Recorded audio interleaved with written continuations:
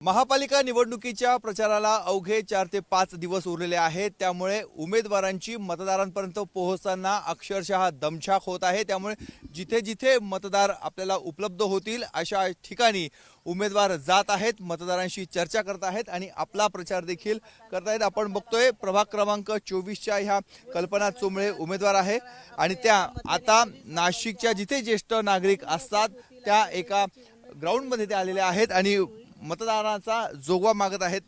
ताई, भारतीय जनता पार्टी कमळ यांनी आपण प्रचार करत आहात, थेट गार्डन मध्ये आलाय, जॉगिंग ट्रॅकवर आलाय।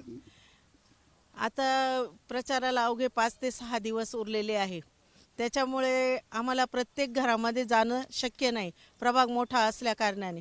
त्यामुळे मी प्रत्येक जॉगिंग ट्रॅकला, हास्य क्लबला आणि योगा ग्रुपला सगळ्यांना आम्ही सकाळपासून भेटी देत आहोत आणि असाच प्रचार आमचा आता 5-6 दिवस धावत्या याच्यावरती चालू राहील। हो, एका बाजूला बाजार समितीच्या तुम्ही सभापती आहात, दुसरीकडे नाशिक महानगरपालिकेमध्ये देखील आता तुम्ही नेतृत्व करायच्या तयारीत आहात। हो, आता नाही सांगड दोन्ही पण घालू शकते। स्त्री प्रपंच बघून राजकारण पण करू शकते, प्रपंच करून नोकरी पण करू शकते। त्याच्यामुळं महानगरपालिका आधी सवय होतीच, त्याच्यामुळे मी बाजार समितीचं पण हँडल करू शकले। आता हे बाजार समिती आणि ते दोन्ही पण मी मॅनेज करू शकेल। शिवसेना पक्षाचे महानगर प्रमुखांचं पॅनल तुमच्या विरोधात आहे, किती आव्हान वाटतंय? दोन्ही तुल्यबळ लढती वाटतायत?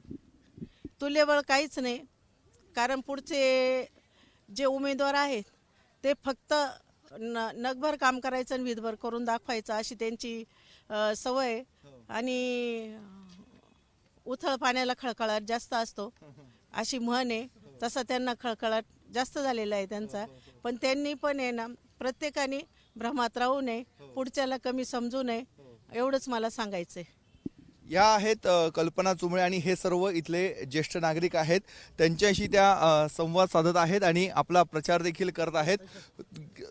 उमेदवार तुमच्याकडे येत आहेत, तर काय एकूण परिस्थिती आहे? गेल्या काही दिवसापासून, वर्षापासून नगरसेवकच नव्हते। परिस्थिती अशी आहे, गेले 4 वर्ष नगरसेवकच नाही। हे आमचं बाळासाहेब ठाकरे उद्यान, हे आमच्या इथले पूर्वीचे जे नगरसेवक होते ते नंतर स्थायी समितीचे सभापती झाले, शिवाजीराव चुंबळे।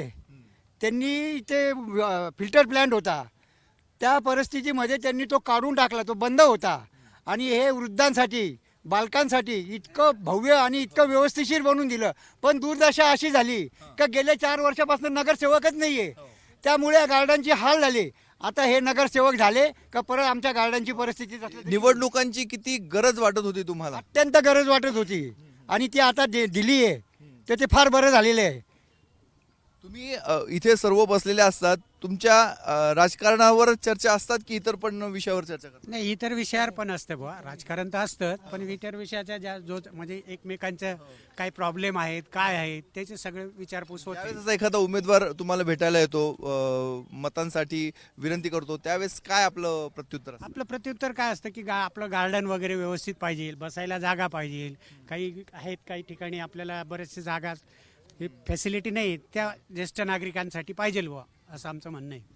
आपण बघतोय हे सर्व ज्येष्ठ नागरिक आहेत, विचार करून मतदान करणारा हा वर्ग आहे, अनुभवी वर्ग आहे आणि उमेदवार हे इथे असतात, ज्येष्ठ नागरिक संघ इथे असतो, त्यामुळेच इथे येऊन आपला प्रचार पूर्ण करत आहेत। त्यामुळे नाशिकच्या प्रभाग क्रमांक 24 मध्ये अशा पद्धतीने हा प्रचार सुरू आहे। जिथे तिथे योगा क्लासेस आहेत, जिथे तिथे जॉगिंग ट्रॅक आहेत, गार्डन्स आहेत, त्या ठिकाणी उमेदवार येऊन मतदारांशी संवाद साधत आहेत। कॅमेरामॅन किरण कटारेसह मुकुल कुलकर्णी, एबीपी माझा, नाशिक। एबीपी माझा, उघडा डोळे बघा नीट।